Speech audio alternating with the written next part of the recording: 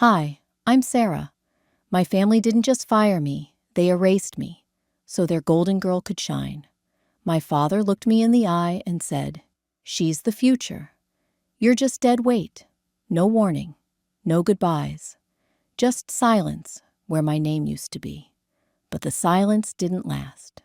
Because the next time they saw me, they were sitting at the boardroom table, and I was the one holding the pen.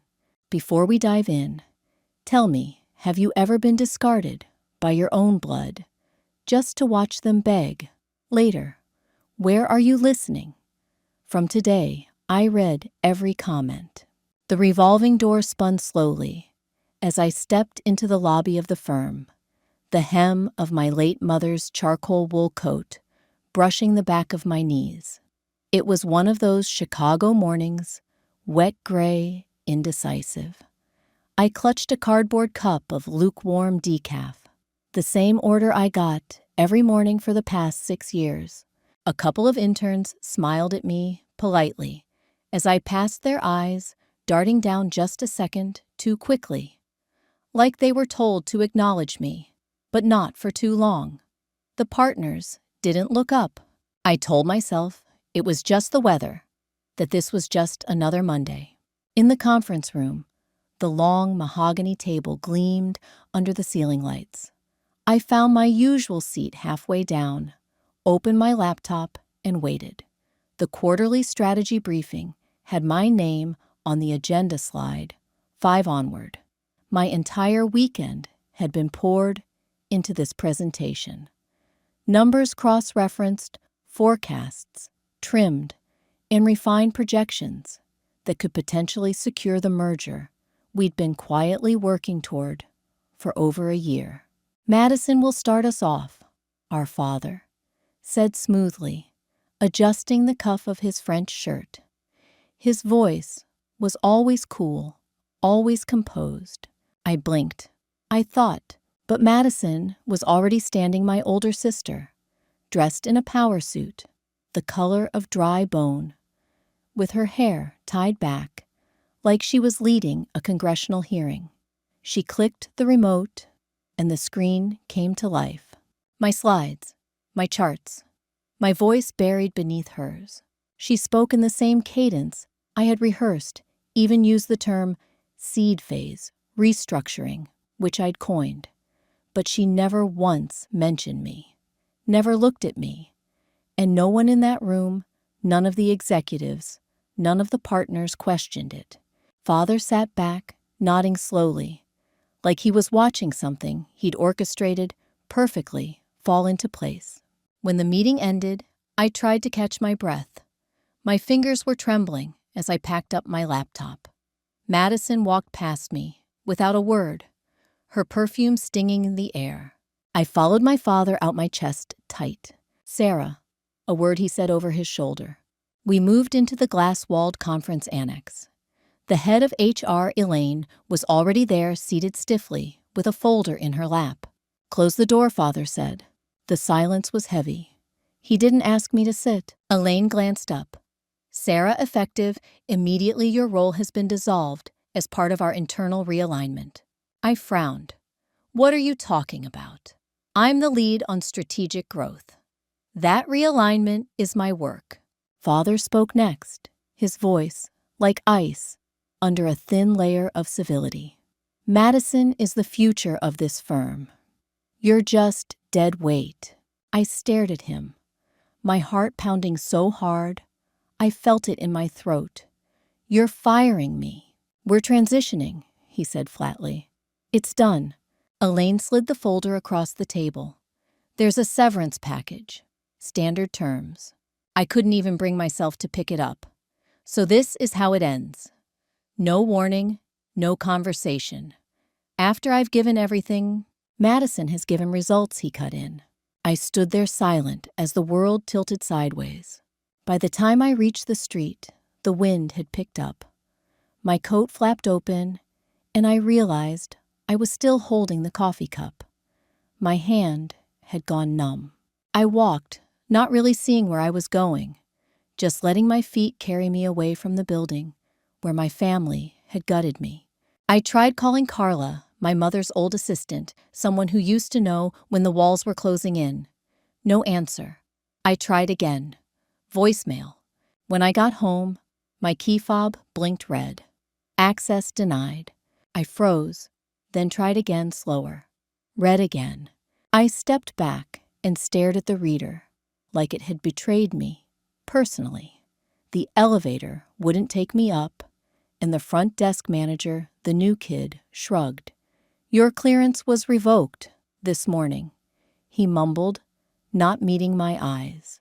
I nodded, turned around, and walked out. The apartment had been leased under the company's name for tax reasons. Technically, I didn't even own the bed I used to fall asleep in while calculating expansion models. I didn't cry. I couldn't. I found a cheap Airbnb a few blocks away, dragged my overnight bag up 3 flights of stairs, and sat on the edge of a borrowed bed. I didn't want food. I didn't want sleep. I wanted answers. I stood up, walked over to the only bag I had time to grab my mother's leather tote. Inside, folded under a file of old pitch decks, was her planner, a leather-bound notebook she kept close even after she stopped coming into the office. I thumbed through its pages, old ink and fading sticky notes, giving me a strange sense of comfort. And there, scribbled in her soft, cursive, double underlined in red, "When the ground shifts, remember the seed you planted." I didn't fully understand it then, but I knew it was meant for me. They hadn't just cut me loose. They were clearing the way for someone else, for something bigger. I sat with that thought a long while, and when I finally stood, I pulled my mother's coat tighter around me, walked to the window, and stared down at the city lights, flickering like dying stars. "They think I'm gone," I whispered to no one. A beat passed, but I haven't even started yet. I didn't sleep that night. I just sat on the floor of my rented room, staring at the empty coat hook where my office badge used to hang. At some point, I must have made tea, lukewarm, now forgotten on the windowsill. My mother's wool coat was draped around my shoulders, like armor, though it didn't guard much against the quiet hum of betrayal echoing in my chest. I was about to shut my laptop when the notification pinged. One new message, no name, no profile. Just, "Subject, you were removed, but not forgotten." I hesitated, my cursor hovering over the message, like it could sting me. But curiosity clawed harder than fear. The body of the email was short 2 lines. "They erased your name, but not your part. Check the red lines." Attached was a PDF. I clicked. What opened nearly knocked the air from my lungs. It was a draft of the merger agreement. My name originally listed as co-signatory under strategic operations, but a red strike-through slashed across it. A replacement clause, followed in cold legalese. In absence due to mental health concerns, her authority is voided and reassigned. I stared at it, heart pounding. That clause, I'd never seen it, never signed it, never even been on leave. At the bottom of the email, a single burner phone number blinked back at me, followed by one line. "You have no idea what they're hiding." I do. For a full minute, I didn't move. Then, I whispered aloud, "Who the hell are you?" I copied the number into my phone. My thumbs hovered. I wasn't sure if this was a trap or a lifeline. Finally, I typed, "Meet." The reply came 2 minutes later. "Tomorrow, 9:00 a.m. Old Town. Ask for Julian. No punctuation, no name, just instructions."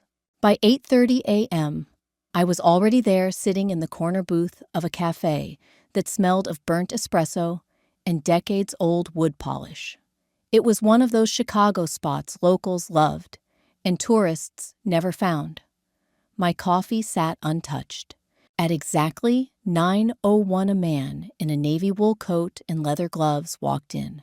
Mid-30s, maybe clean-shaven, precise. His eyes scanned the cafe, once then landed on me. He walked over. "You, Sarah."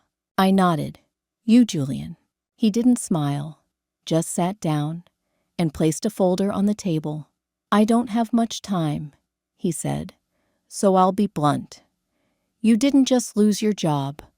You lost equity, millions." I swallowed slow. "How do you know that?" He tapped the folder. "I was legal counsel at Travers and Mills, one of your partner firms, before your father and sister iced me out." He slid the folder toward me. Inside were printouts, emails time-stamped, calendar entries, internal memos, and right in the middle, a scanned conversation between Madison and my father. "Madison, she won't fight it. Sarah doesn't have it in her. Father, good. Then we flag her as med leave, retroactively, and file for reassignment. Madison, we can make her look unstable. She's always been the quiet one." My throat closed. "They made me dead weight, on purpose," I whispered. Julian nodded. "They needed your shares gone before the New York deal. Once the merger finalizes, they'll divide everything, and your name won't even be in the footnotes." I stared out the window. Madison used to braid my hair while we watched sitcom reruns. Now she was this. "How do I fight this?" I asked quietly. Julian leaned back. "I can help. I've got enough on them to make them squirm." Why I narrowed my eyes. "Why would you help me for free?" He hesitated, then said flatly, "Because I hate them more than you do." I blinked. "Madison," he said, with a bitter chuckle, "we dated years ago. She told me she loved ambition, just never said it had to be hers, alone." He looked down, then met my gaze again. "I'm not a saint, but I know what it feels like to be erased." I thought of my mother's old planner, the one I'd found the night before, her handwriting looping under the line, "When the ground shifts, remember the seed you planted." I straightened. "Then, let's make them regret it." Julian extended a hand. I shook it. As I stepped out of the cafe, the wind bit my cheeks, but I didn't pull the coat tighter. I reached into my bag, pulled out my shredded office badge, still bearing the photo from my first week, and tossed it into the nearest trash bin. It landed cleanly right in the center. I smiled. A small one, but real. They thought they'd buried me. They just forgot I knew how to dig. Julian didn't waste time. He let me sit there, with the weight of his last words pressing against my ribs, like a seatbelt too tight. I was trying to make sense of it, how revenge could feel so calm in someone else's voice.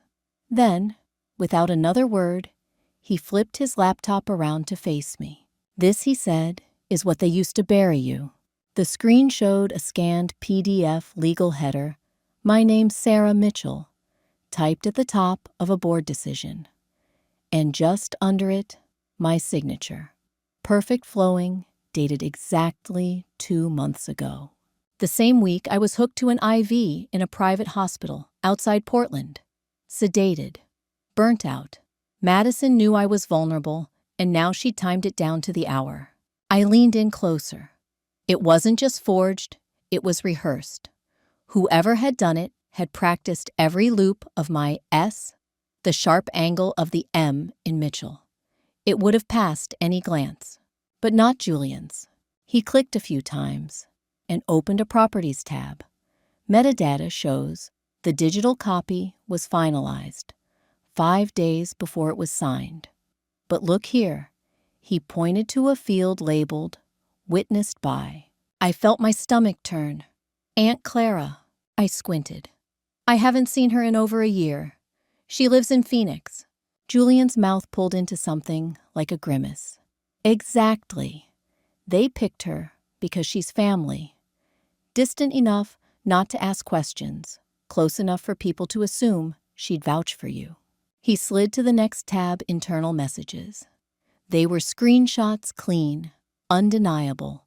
One stood out. "Madison, Once she's out, we'll push the mental health story. People will believe it. They always do. I didn't realize I'd stopped breathing until I felt the burn in my chest. So that's what I'd become to her. A narrative, an obstacle, an opportunity. I thought back. Subtle changes in tone from co-workers. The awkward way my assistant Tara once asked if I was feeling better. The whispers when I walked past conference rooms. I'd brushed it all off, thought maybe I was being paranoid. But no, they'd planted the story, watered it, and now they were waiting for it to bloom. Julian sat back watching me carefully. They rewrote your life, I said softly, like it was a press release. His nod was slow. It's textbook. Control the story, control the outcome. I pressed my palms into my lap nails, digging into the fabric of my jeans. If I stay quiet, I murmured, I'm complicit in my own erasure. Julian didn't smile, but something in his eyes shifted. Then we build our own campaign, but smart, quiet, strategic. He leaned forward again. The board meets in 2 weeks. That's our window. A plan, a way back in. But I needed something more than just anger. I needed proof, something real, something only I could hold. That night after Julian left, I dug through the top shelf of my closet. Behind old tax folders and a broken frame, I found my worn, leather-bound notebook. I used to jot ideas in it while riding the L train, up to O'Hare, or during 3 a.m. brainstorms on my living room floor. Half sketches, half chaos. I opened to a spread from 3 months ago. Flowcharts for the Cascade Partnership. Timeline notes. Bullet points in my handwriting. Phase 3. Testing. Call with biotech leads. Confirm Madison's delay excuse. They said I was gone, but I was working, documenting, living. Then one page made my breath catch. It was dated March 9th. Dad said Madison's the shiny one. Guess that makes me invisible. I stared at the ink, my own handwriting. The sting came back. I picked up a pen, slowly wrote underneath. Not invisible, just underestimated. And then, almost without thinking, I drew a small phoenix beside it. Wings outstretched, rising. There was one last thing Julian hadn't shown me that day. He texted me around midnight, long after I'd crawled into bed, but couldn't sleep. There's more. The board didn't just believe them. They were shown a therapist's report, a full evaluation, under your name. I typed back, I never saw a therapist. Who signed it? He waited a beat. That's what we find out next. And that's when it hit me. They'd gone so far as to fake a diagnosis, until I met the woman whose name they forged. The meeting room door clicked shut, behind her, soft but final. I stayed seated, watching the woman across from me organize her leather folio with forced precision. The name, printed on her seminar flyer, Dr. Gina Rossini, workplace wellness speaker, now sat in my lap, like a betrayal I hadn't anticipated. Not from her, not from anyone wearing a clinical smile and pearls. I don't think we've ever met, I said evenly though. My voice scraped a little too close to sharp. She looked up startled. No, we haven't. Her hands froze, mid-zip. The silence between us stretched not empty, but tense, like static, right before lightning. Julian leaned against the back wall, arms crossed, watching her, with the kind of stillness that made people nervous. He hadn't spoken since he introduced us. He didn't need to. Dr. Rossini blinked, sighed, and finally pulled out a stack of printed emails. Look, she began, I need you to understand. When they first contacted me, it wasn't presented as this. I didn't flinch. I didn't nod either. They said they were developing a mental health campaign. Wanted insight from a licensed therapist. Quotes, maybe. A few general observations. The consultant mentioned workplace stress burnout trends among women in leadership roles. That kind of thing. And they paid you for that, I asked. She gave a small, miserable smile. A generous honorarium.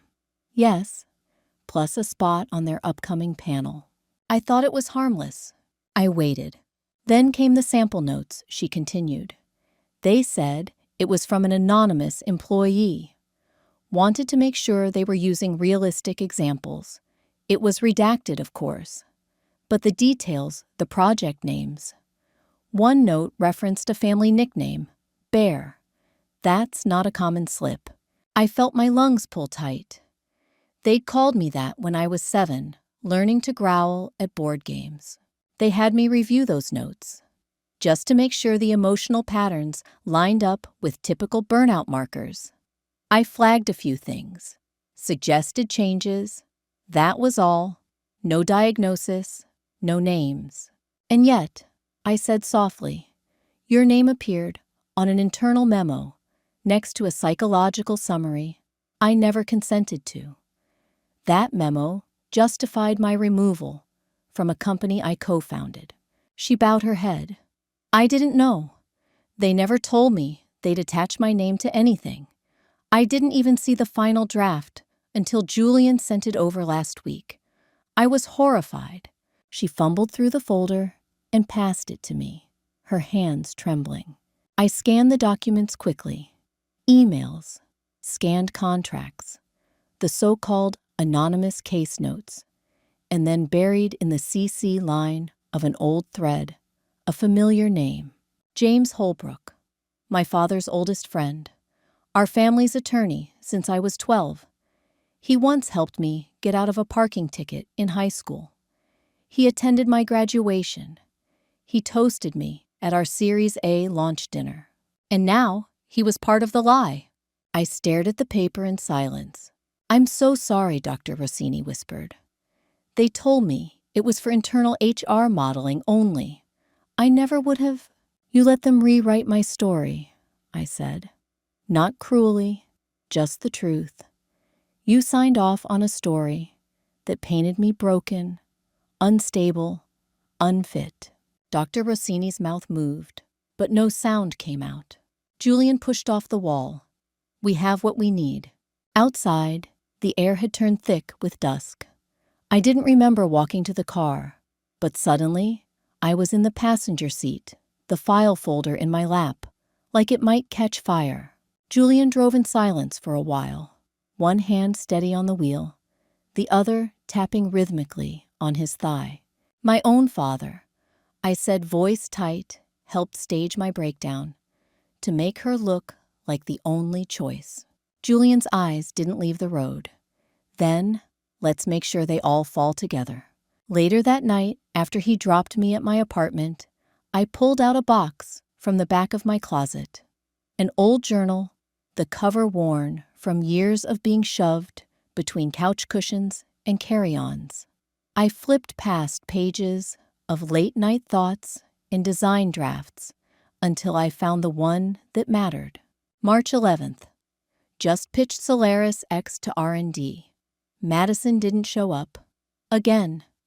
Dad said she was the shiny one. Guess that makes me invisible. I stared at it for a long time, pen in hand. Then, underneath, I wrote, not invisible, just underestimated. And I sketched a small phoenix in the corner, rising, quiet but alive. The invitation had come from Madison herself. A family celebration, she called it, to rebuild goodwill. That was the wording, as if betrayal was just a misunderstanding, like a broken dish or missed birthday card.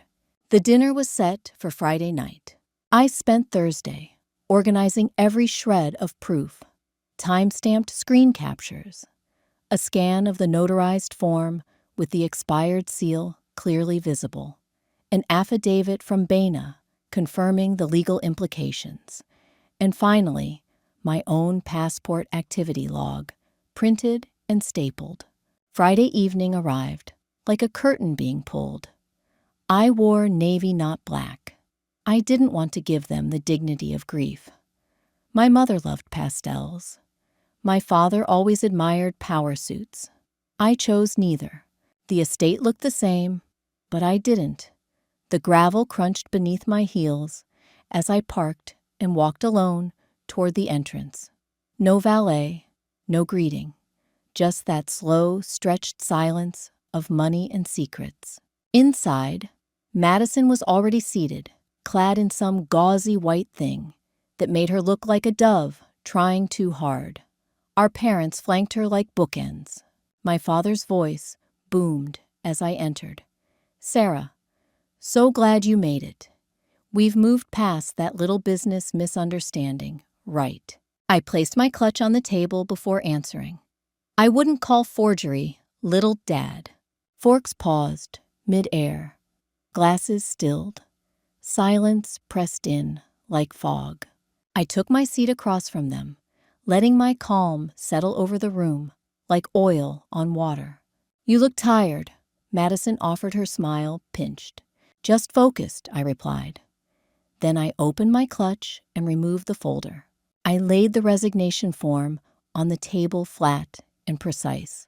Next to it, I placed a glossy photo of my mother's expired notary stamp side by side with an affidavit verifying the date of expiration. I watched my father's eyes flick toward it, then dart away like a child caught stealing.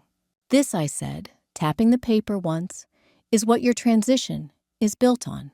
My mother blinked twice, then stood abruptly.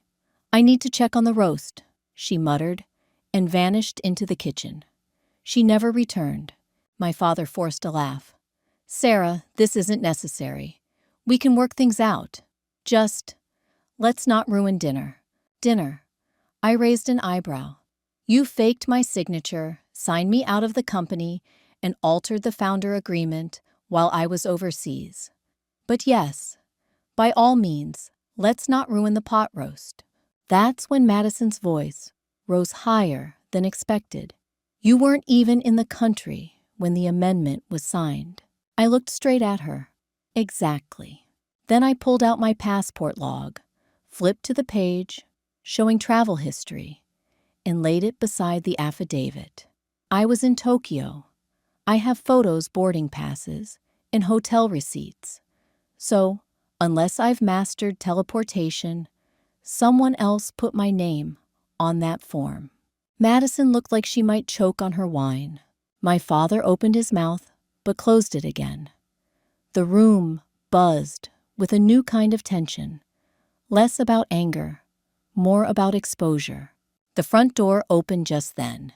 In stepped Matthew Lang, my godfather, and once the largest seed investor in our company. "Sorry I'm late," he said, brushing snow off his coat. Traffic was a mess. He stopped when he saw the spread on the table, the documents, the silence, everything. "All right." I stood slowly. "Actually, Matthew, I was hoping you'd join us for this next part." He looked confused. "Would you like to hear how your $2.1 million was handled without my knowledge or consent?" Now he froze. My father coughed. "This is not the time." "Sit down," Matthew said sharply, cutting him off. "All of you." Chairs slid back. The roast sat untouched. Madison reached for her wine glass, missed, and knocked it over. No one moved to clean it. "What's going on?" Matthew asked, his voice low. I explained in clear, direct words how they had used an outdated seal, how my signature had been forged, how the clause they activated was meant to protect founders, not eliminate them, how Madison had tried to frame it all as a strategic pivot. "But we needed to move fast," Madison protested. "You moved like cowards," I said. Then, without raising my voice, I took out one final flash drive, plugged it into the living room speaker system, pressed play. The recording began. My father's voice, crisp and clear. "If she finds out, just say it was a misunderstanding. She's sentimental. She won't take it to court. then Madison. And if she does, then we make her look unstable. She's always been too emotional for leadership anyway. I let the audio run another 20 seconds before stopping it.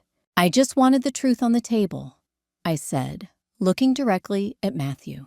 He stood up slowly, scanning each of their faces.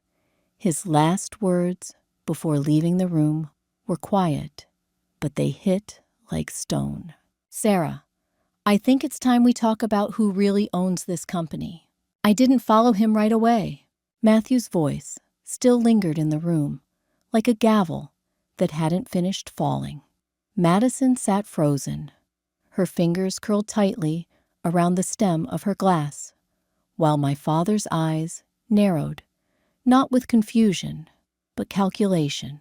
Julian looked at me from the corner, a subtle nod, the only cue I needed. I gathered my folder and walked out without a word. Down the hall, past the framed family accolades, mostly mine once. Matthew stood outside the study, now repurposed as the boardroom. He wasn't waiting for me as a friend. His expression had shifted colder, more formal, not cruel, just prepared. We're convening now, he said. Not tomorrow, not next week, now. It was the room they never let me in.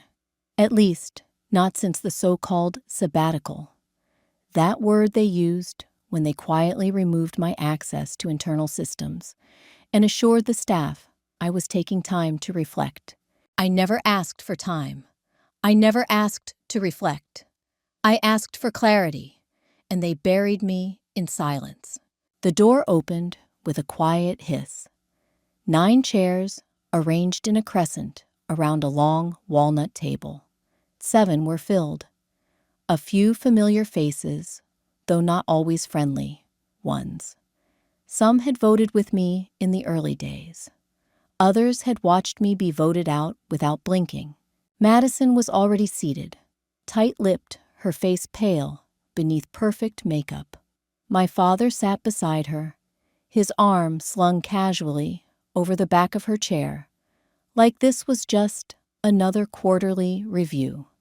Like none of it mattered. Matthew stood at the head, a slim folder in his hand. He didn't waste time. I'm calling an emergency motion to reverse the unauthorized change in executive authority, he said, effective immediately, pending review of the following documents. He opened the folder, drew out each item one by one, and laid them before the board. The affidavit, the expired notary seal, the side-by-side comparison of my actual signature versus the one forged on the resignation. Then, the audio recording, just 30 seconds this time. My father's voice instructing Madison how to spin the story. You could hear the breath leave the room. One board member, Ellen, leaned forward, squinting. These are time-stamped. Yes, Matthew answered. We could be federally liable, another muttered. This is not internal politics anymore. This is forgery, obstruction, misappropriation of authority. I didn't gloat. I didn't even smile. I just placed my hand on the folder, gently slid it back toward me, and said, I came here for my name. The rest is yours to decide. The room was still for a long beat. Then Matthew said, let's vote. Each board member called out their position one by one. I kept my eyes on the table even as the voices continued. 6 votes in favor, only 1 against my father's. Madison stayed silent, her hands clasped tightly in her lap. Lang looked down the row. Effective immediately, he said, turning toward me. You are reinstated as CEO. I didn't exhale. Not yet. I stood, collected my papers, and walked out. Not quickly, not with triumph, just steady, like someone who had waited long enough. Behind me, I heard the voice I knew would come, my father's low, bitter. You'll regret this. I didn't stop. I already did, I said. For 15 years. That evening, after everything had been filed and confirmed, I took the train to the university campus. It was a slow ride, the kind of ride where you let silence fill your ribs until it becomes something soft. At the far end of the old garden, there was a bench, weathered wood iron arms, curled like ivy. My mentor, Professor Miriam Jessup, used to sit here with me when I was still too afraid to speak up in meetings, when I thought intelligence had to be loud to be heard. Her name was etched into a brass plaque, for those who build in silence. I ran my hand across it, sat down, let the spring light melt into the trees above. No applause, no headlines, no one shouting my name, just peace, the kind that comes after a storm, not because it's over, but because you survived. The world didn't end, it just turned. But while I had won my name back, what I found waiting at my doorstep nearly broke me. I came home just after dusk, coat still wrapped around me like armor. The apartment was quiet, still holding the calm of the bench at the university. I set my bag down, turned on the hallway lamp, and there it was, leaning against my front door. A sealed envelope, no return address, no stamp, but I recognized the handwriting instantly. Madison's. My breath caught somewhere between my chest and throat.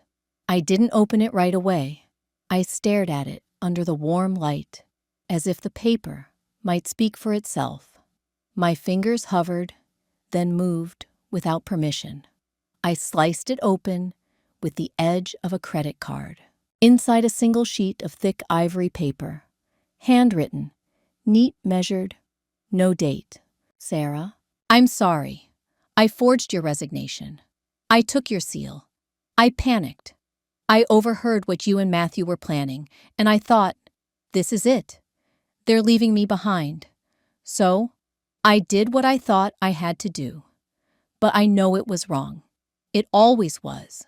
And if you're reading this, I know you know everything now. But there's something you don't know. I never hated you. I just thought you didn't want me around. You always had your work, your calm, your certainty. I just wanted to matter more than your silence.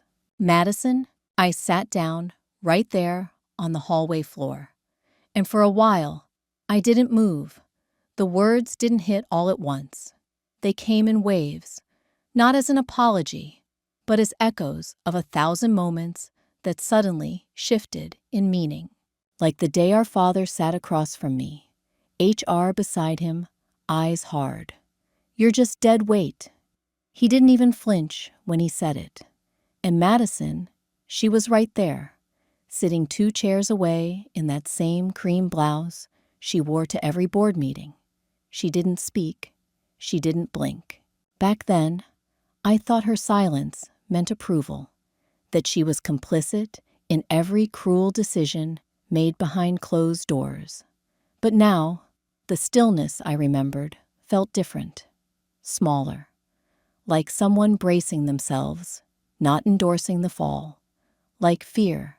I set the letter aside and unfolded the envelope again, checking if there was more. There was a second page, not a letter, a birth certificate. Madison's. My eyes scanned automatically and then froze. Father unknown, Mother Diana L. Whitaker. That wasn't my mother's name. That wasn't any name I knew. I checked the date twice. Year, hospital, city, everything matched. Except the names. Madison wasn't my full sister. They never told me.